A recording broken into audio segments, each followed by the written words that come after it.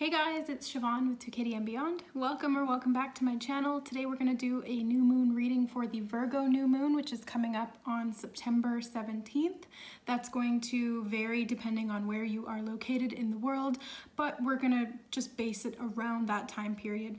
Now this is a super new moon, so the energies are more intense, more profound, and more deeply felt over a longer period of time. So we've already been feeling this energy for about a week, maybe more, depending on how sensitive you are and in tune with this energy. It's going to affect everybody, but to different degrees. I'm feeling called to do a reading on this today, so we're going to interpret the energies with some of the archetypal messages from the tarot and the oracle cards that I've laid out here. And we'll just see what comes up and what comes forward, what we want to focus on, any messages that want to come through from this energy of Virgo. So new moons are all about new beginnings. Virgo is an earth sign, which is very much focused on health, very much focused on the physical body, physical things like money, organization, organizing your home. I've seen those themes already start to play out for myself. So for example, yesterday I had a doctor's appointment with my naturopath. Today I have a dentist appointment later on, so I'm going to do this reading and then go get my teeth looked at. And really focusing on like new health plans and supplementation and all of these things that are going to be implemented over a long period of time with small daily practical changes. That's very Virgo in essence. Virgo also loves organization. So if you guys have been watching the new series on Netflix of The Home Edit, then that you will understand that's very Virgo energy. So, you know, editing out things that don't work for you anymore, clearing space away for organization, categorization. It needs to be functional and there needs to be good form. So it needs to be aesthetically pleasing and really work with your lifestyle. So going through your closet, cleaning out your closet, cleaning up your house, maybe even cleaning up your phone. That's what I did yesterday. I went through my phone and I categorized all of my apps into, you know, those little category boxes instead of having them all just kind of scattered out willy-nilly all over my homepage. So it's little things like that that Virgo really kind of inspires within us. I like Virgo season for myself, especially because I'm an air and water sign. So earth signs for me really help to keep me grounded and get me motivated and really have me looking at my life and how I can better improve the way things are. So for those of you who really benefit from this Virgo energy, then you'll be seeing a lot of positive aspects of the Virgo expression coming through in some of the ways that I've mentioned. Now, some of the negative aspects of Virgo are perfectionism, so that because, you know, we like to have things really perfect and organized, that Virgo energy can come in and in the negative dysfunctional sense can be a little bit overbearing or, you know, like it's not good enough, it has to be perfect, which can be very limiting because we are imperfect beings. We are living in an imperfect world, and perfection is not really something that we can realistically attain. We kind of have to be happy with progress over perfection.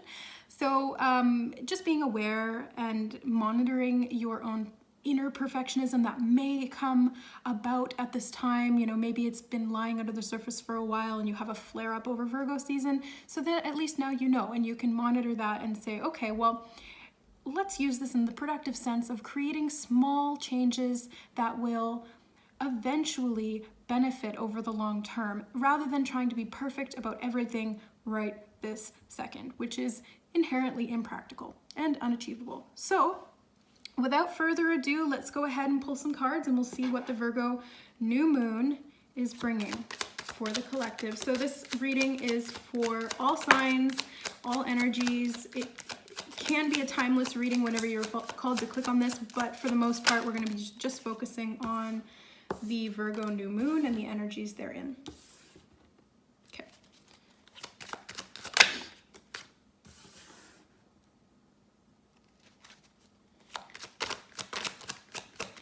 So right off the bat, we have the Page of Pentacles as the first card, which is a very Virgo energy. It's that sign of earth.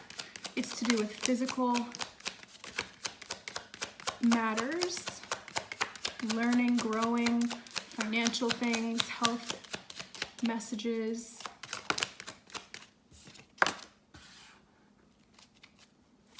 And I'm not using any particular spread for this. I'm just intuitively pulling cards however many I feel, wherever they should go. It's all just governed by intuition.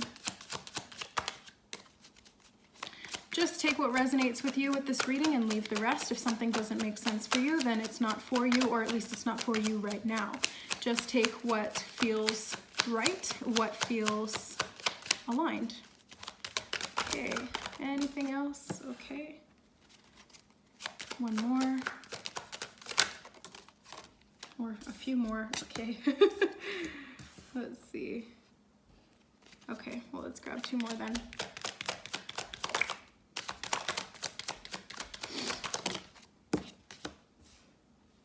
Okay.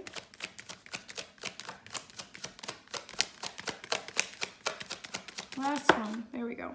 Okay, so we started with some pentacles and we ended with some pentacles. So yeah, we're beginning and ending with this Virgo energy. We've got the Chariot on the bottom of the deck, which is success, movement, planning. It can also be, you know, before movement. We've got to plan things out. We've got to get things in balance. We've got to have a plan of action so that when we actually go out and start moving, we know where we're going, we have direction, and we can end up being successful. So with the Page of Pentacles here, I really see this as beginning something new when it comes to a physical aspect of your life.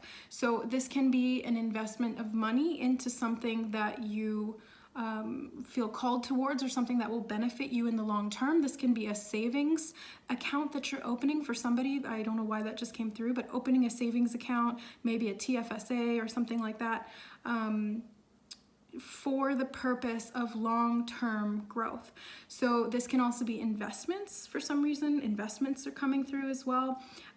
This doesn't necessarily have to be financial investments. This can also be investments in your health, investments in learning, in growth, investments in yourself as a person, as an individual, things that will grow your inspiration so you can really get in touch with what brings you joy. Because the next card we have is the Queen of Cups, which is all about being connected to your emotional realm. You know, this is the, you know, that quintessential water sign, usually Pisces, but can also be Cancer and or Scorpio.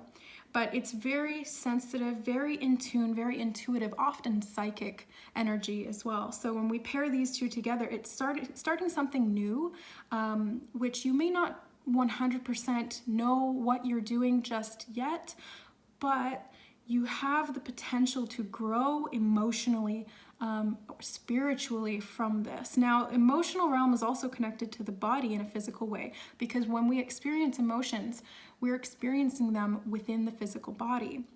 We're not just experiencing them in the mind. The body physically reacts. When we're scared, we pump out adrenaline. We get into that fight or flight activation of the parasympathetic nervous system. When we are happy, we pump out positive chemicals in the brain, serotonin, dopamine, oxytocin, all of these things that make us feel good. So these two things are not separate, the physical and the emotional. They're very intricately connected. And what I'm seeing here with the 10 of Cups in reverse is that there's a level of, it almost feels like something hasn't been able to really come full circle or get off the ground. So something emotional, something that will bring you long-term fulfillment hasn't really been accurately, or effectively, I should say, effectively moved towards. So it is kind of a leap of faith with the Page of Pentacles. It's connected to that Fool energy. So it's the Fool, but in the realm of the physical. So this is governing those earth qualities like finances and health and, you know, physical things like that, your environment. So it's beginning something new, which you actually may, this Queen of Cups, if seen literally, could be somebody who comes in and counsels you on something that will provide some forward movement in a realm that was previously quite stuck and not showing any significant growth or fruitfulness from it. So this can be you going to somebody and looking for, possibly even paying for, because this guy's, you know, the Page of Pentacles is offering that coin in the direction of the Queen of Cups, and she's facing him. So this is something between these two. It can be a transaction. This could be a healing, maybe paying for some counseling, some guidance, maybe even just financial guidance, but it could be something more esoteric in terms of like a Reiki session and Akashic reading. I'm not just plugging my own stuff right here, but this can be therapy, counseling, anything, where you're going to receive something of value back that you can then apply to your life, take positive action to move forward, and counteract some of this stagnancy or this lack of fulfillment when it comes to the family life, the emotional and relational life, and the ability to really get something off the ground and get something moving. This Three of Wands in reverse is, or it can be, about a lack of connection when it comes to your career, your business, or your motivation. It can also be lack of progress. So things not really moving as quickly as they could, given the tools that you need to make that happen. So with the Four of Cups here as well, this is, again, it's kind of like a lack of movement. Things aren't really moving forward. So this new moon will give you that potential or that portal way to tune into and access intuitively information that you need to be able to get out of this state of non-acceptance. So what do I mean by that? Well, that Four of Cups is being offered another cup here, but he's kind of saying, no, I'm not focusing on that. I'm too busy with other things, or I'm discontented with what I have, and so I'm not going to be open to receiving anything more. This is, it's self-limiting, which is creating some of these issues with growth. With the Empress in reverse, right? The Empress represents abundance in all forms. She's able to create whatever it is that she seeks, and there's no limit to that. So it is infinite abundance. It's having that that inner knowing that whatever happens, I know I have the ability to create and maintain stability in my life through abundance, whatever that may look like. So it can be emotional abundance, physical abundance, health, time, money, connections, relationships, whatever, anything, fulfillment in your work. So we've got a lot of, reversed cards here. These reversed cards are not necessarily a bad thing. I look at them as opportunities for transformation, which is what I always say to my clients when there's a blocked chakra or something when we're doing a Reiki session. It's like, this isn't necessarily a problem. It may be creating or contributing to some imbalances, but it's an opportunity for transformation, and it's there for a reason. So these reversed cards really speak to me of an opportunity to embrace this energy that has always been there, but maybe not, maybe hasn't been accessed to the full potential of that energy through channeling through yourself.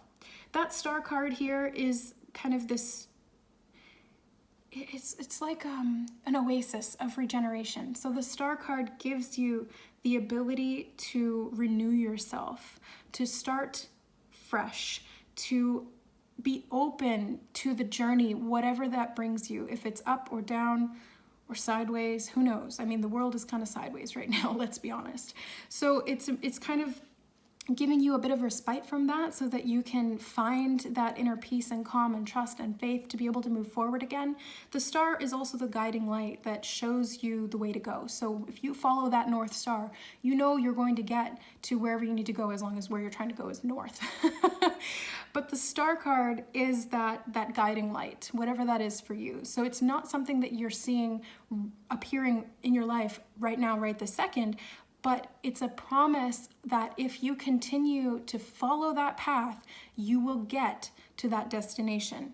It might not always be easy, but you can get there with persistence and consistent daily action, which is what Virgo is all about. So this is an opportunity to pursue something new, to expand yourself and to learn more about what brings you joy and how you can use that in and of itself to create more joy. So finding and tapping into what doesn't bring you joy is also a good place to start with that 5 of Swords in reverse. You know, 5s are challenging energies. They're changeable, so it requires us to adapt. And the 5 of Swords being in the mental realm, you know, in the negative sense, it's conflict with others, it's disputes, it's pride, ego, you know, wanting to be right for the sake of being right, which often drives us apart and disconnects us not only from others, but from ourselves as well. So recognizing these patterns can be the opportunity for transformation that is needed at this time. Recognizing patterns that keep you separate from yourself and drive a wedge between you and other people in your reality that may want to support you or love you or guide you can be a really great opportunity to release some of those preconceptions, or to, you know, put down some of those barriers so that you can move forward, so that you can accept the help, or open up and be vulnerable and trusting within a relationship, or to communicate in a way that you both benefit from the exchange, rather than one person coming out on top and the other person losing, because really nobody wins in that situation. It is a lose-lose situation. It's only ever a win if both of you come out better than you went in. So this is an opportunity to work on communication, on the way that we're thinking about things, on how we're also applying that energy in the real world, physically, practically, within conversations, within our relationships on a day-to-day basis. It can also be about monitoring your thoughts, because your thoughts become your actions, and your thoughts also become your emotions. You know, you can stress yourself out sitting on the couch doing absolutely nothing, simply with thoughts. So that's pretty powerful. If your thoughts, which are such intangible things, can create really physical repercussions and results, you know, it behooves you to use that in a positive sense. It behooves us all to really tune into our thoughts and use them for our growth rather than for our detriment. So the Queen of Swords in reverse is, again, it's an opportunity for transformation, to see some of these patterns and cycles and to free ourselves from them this new moon. This is the first of 3 new moons coming up in sequence. So 3 is, first of all, a really powerful number. It's expansion, expression, creativity, personal growth, as well as working together as a team. I always see 2s as partnership and 3s as teamwork, right? So it's not just us and the other person. There's many different factors. And we also have many different layers within ourselves. So we've got our ego, we have our higher self, and then we have something in the middle, which is kind of our human self. So it's using all of those things together to create a new existence, a new reality, a new way of thinking, and therefore a new way of being. So then we have the 7 of Wands in reverse. Now the 7 of Wands is kind of going with that 5 of Wands energy. It can be a little bit defensive, a little bit combative. That can be some of that Mars energy coming up as well, kind of putting us on edge. Now Mars is in retrograde right now. Again, I'm not an astrologer. I say this in every video, but I do feel into these energies, and I do watch a lot of and read a lot of astrology content. So, you know, with that disclaimer out of the way, this Mars energy is quite literally, the card is in reverse. So with the retrograde, it gives us an opportunity to review, reassess, renew parts of this Mars energy that don't necessarily serve us. So when you look at the 7 of Wands in the reversed position, and or that Mars energy in that retrograde phase, it's really about how we connect to our passion, how we communicate that, how combative or aggressive we come off, how we really maneuver ourselves in our careers, in our passion projects, in our relationships. Mars is very fiery. It likes to it likes to feel alive, for lack of a better description. It really likes to feel enthusiastic and inspired and driven.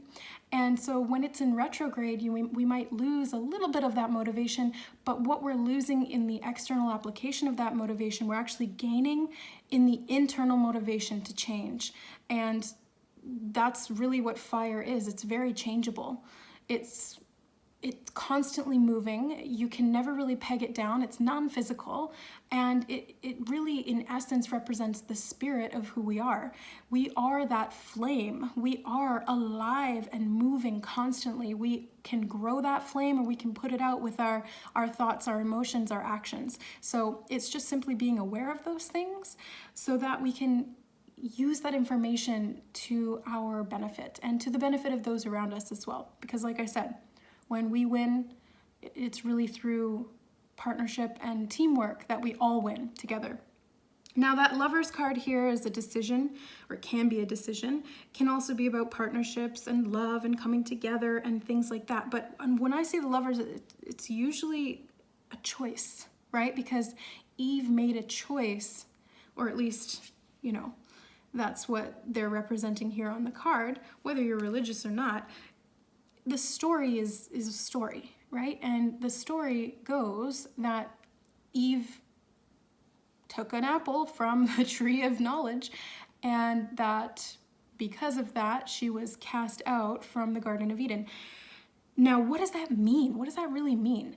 Does it mean that through the knowledge of good and evil, we separate ourselves into a reality of duality? I don't know. This is an open-ended interpretive question. I don't think there's any right or wrong answer. So if you guys feel like elaborating on that in the comments, please feel free. I welcome, you know, any different interpretation or perspective that you guys would like to share, so long as it is positive and, you know, doesn't attack anybody for their beliefs or anything like that. Obviously. So the Lovers card here, I also see this as vulnerability. We have to be vulnerable to be able to change, because we need to be vulnerable not only with other people so that we can really connect and communicate what our needs are, but we also need to be vulnerable with ourselves, which means that sometimes we need to look at some of those tender areas and call them to the surface so we can better understand them. And that takes a lot of vulnerability. Being really self-aware is a vulnerable process. Let me tell you, it is a challenge, but it's not a challenge that can't be, you know, learned from and you grow from. So, you know, any challenge is an opportunity for growth. That's how I look at that. So the Two of Pentacles here, finishing strong with balance, creating stability through physical balance. So whether this is kind of trial and error, trying to figure out what's going to work for you, it's trying to get things at a more even keel, because even in the description or the imagery of the card, you can see those ships in the background going up and down on the waves. So there's a lot of fluctuation in that emotional realm. So it's okay, how do we bring that back to the physical things that we can do now, bit by bit, with a little bit of testing and seeing what works, what doesn't work, to create more stability in our lives when it comes to everything. And everything's connected. So when one thing gets a little topsy-turvy, everything else starts to kind of have that trickle-down effect or that domino effect. You know, if your health goes off, well, then your relationships start to go off and your career starts to go off, because you don't have the physical vitality to be able to give your best into those situations, right? So it's all connected. And when we find balance with one thing, sure, it might draw our attention to another area that's out of balance, and we might feel a little bit overwhelmed, because it's like, oh, I just did all this work on this one thing, trying to balance that, and now this thing I got to balance as well. But the momentum picks up. You get some of that, you know, upward spiraled energy, or that snowball effect going, where you have some inertia from that initial balance. And again, everything's connected and you get that trickle down or domino effect. But in this case, it's helping you to balance out that secondary area. So it doesn't necessarily get easier, but the momentum picks up. And so that can be a little bit of a relief. I think that with this Virgo new moon, we're being given that opportunity if we are willing to be vulnerable and to do the work. So this is very practical full new moon. Yes, set intentions. Yes, sit down and think about some of these things. But what's going to serve us best right now is really what we can do, physically do with our time. So whether it's something really small, like adding one vegetable in per day, or going for a 10-minute walk, or putting $5 in your savings account, or investing in, $10 of stock and whatever, it's better than not taking any action. So even if it's very small and very contained, it's going to grow into something more. So plant that seed, take that action, get out there and actually do it. Obviously trust your intuition and your inner guidance system to show you what area this is going to show up for you. This can be in many different areas. Just from the cards that we have here, it really seems like it's emotional, mental, financial, and creative. So it's kind of a little bit of everything. The predominant cards that we have are Cups cards. Yeah, because we've got 3 Cups cards, 2 Swords cards, 2 Wands cards, 2 Pentacles cards, and some major arcana. So we've got slightly more in the emotional realm, but not by much. Everything else is pretty balanced as well. So this is another aspect of that balance that's coming in. It's 2, 2, 2, and then 3. So focus maybe on the more emotional, physical aspects right now. So for an example, so you guys can kind of understand where I'm going with this, monitoring the thoughts and observing the emotions, allowing the emotions to come up, that's one thing. But when the body physically experiences emotions, sometimes it needs to move. So punching something if you're angry, or a pillow, hopefully, not a person, not the wall. Just get some of that physical energy out. Go for a run, work out, lift weights, kickbox if you feel like it.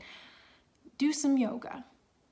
Anything like that is a really good cathartic experience to relieve some of that emotional tension and energy. Another thing you can do is supplement with herbs and natural substances like foods and vegetables, fruits, and things like that that can help to balance your emotions by assisting you in your adrenal glands when they pump out cortisol.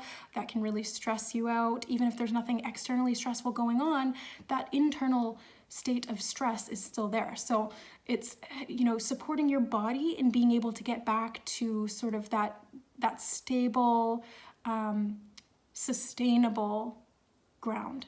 That's the key. Okay, so let's grab 1 or 2 of these Mandela crystal oracle cards.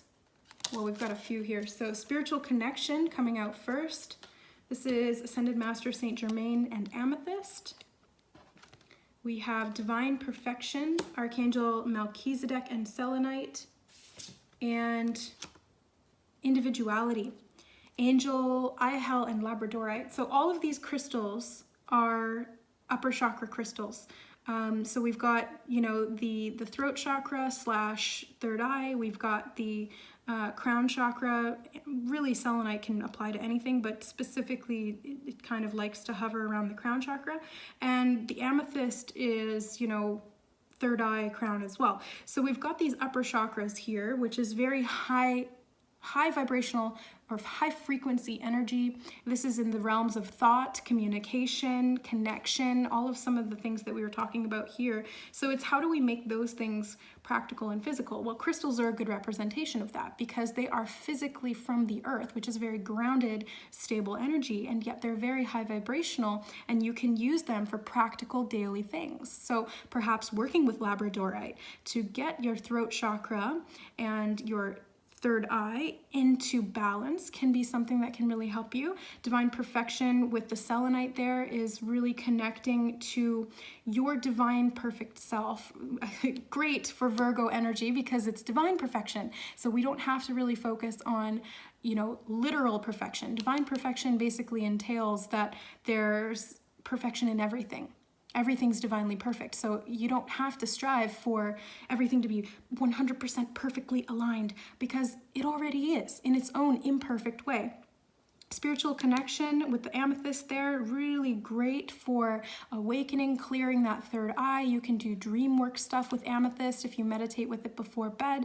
You can keep it on your nightside table and use it towards lucid dreaming if you want, because that's a really great non-physical, practical way of gaining some level of awareness of your conscious and subconscious mind and where they intersect, and connecting with those higher planes of existence where you can learn to create at a non-physical level and then take that information, that knowledge, and that experience into the physical world and use that to create. And that individuality is what comes from that. You learn what is creative for you, what feels good for you, what benefits you, and what can help to support and benefit others as well with your individuality.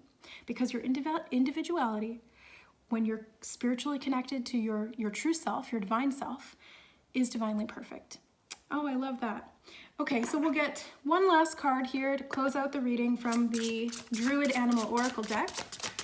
What spirit animal wants to come forward today for this new moon in Virgo energy? There it is. The salmon. Okay, so let's find it. Salmon are about abundance as well. So let's see. Wisdom, inspiration, and rejuvenation. Salmon is revered as extremely sacred in the Druid tradition. It is the oldest animal, and it offers us wisdom and inspiration. Often with great difficulty, the salmon will return to the place of its birth to mate. To find wisdom, we too need to recapitulate our lives, to journey in consciousness back to our beginnings, to our childhood, and perhaps beyond, to our very origins in God or Goddess. Salmon brings not only wisdom, but youthfulness and inspiration. But remember that to find these things, you must maintain an attitude of openness and innocence rather than strong-headed determination. The reverse meaning, as it did actually come out in the reverse position, so I like to read both, but this will be a little highlighted for those who resonate. You may be trying too hard to reach your goals or relying on someone else to find your wisdom for you. Contemplate the stories of Taliesin and Fionn Mac Cumhale and try to adopt a more relaxed and open approach to life. The salmon is able to jump upstream not by fighting against the current, but by utilizing its knowledge of the reverse current which flows beneath the surface. From this salmon leaping, we have derived the word somersault as a corruption of salmon salt. Children somersault, and choosing this card, reversed or upright, is urging you to connect with the leaping, dancing child within. Oh, that's beautiful. And when I looked up, when I just finished reading, it was 33 minutes. So 3-3. And there seems to be, there's 3-3-3 on this card as well, which is some of that expansion, spiritual connection, creativity, innocence, really being carefree. That's what threes represent as well. Like the Three of Cups, it's celebrating, it's expansive, it's connecting, it is innocent and playful. And then we've got the fours here, 4-4-4, which brings us to stability and the ability to create something that is sustainable, stable, secure, and long-lasting, which is very much that Virgo energy. So we'll tie that all together. Oh, we've got another 4-4-4 here too. So double message on that stability. It's creating stability through creativity, through expression, by connecting back to some of these open, vulnerable, joyful, innocent energies. And that's what's really going to help to create some progress. I also love that the salmon card is about swimming upstream, because that can feel like what we're going through right now with Mercury retrograde, or sorry, not Mercury, Mars retrograde. I think there's some other planets retrograde as well. So it can feel like swimming upstream, like swimming against the current. But like the salmon recommends, it's having that inner knowledge to find those deeper currents that will guide you up, and coupling that with action and strength of movement to be able to flow and jump to the next life path, I guess you can say, going up that stream. All right, guys, so that is it for today. Thank you so much for being here, for watching, for supporting the channel. Thank you for all of your donations, that those of you who have sent via PayPal there in the link below. And thank you to all of those who I have worked with for readings, for Reiki sessions, and all of that good stuff. If you guys would like a tarot reading with me, or an Akashic Record Soul Realignment reading, or a Reiki session, all of the information is in the description box below. There's pricing and how to contact me to book a reading. Thank you so much, guys, and I look forward to the next video. We'll see you then. Bye.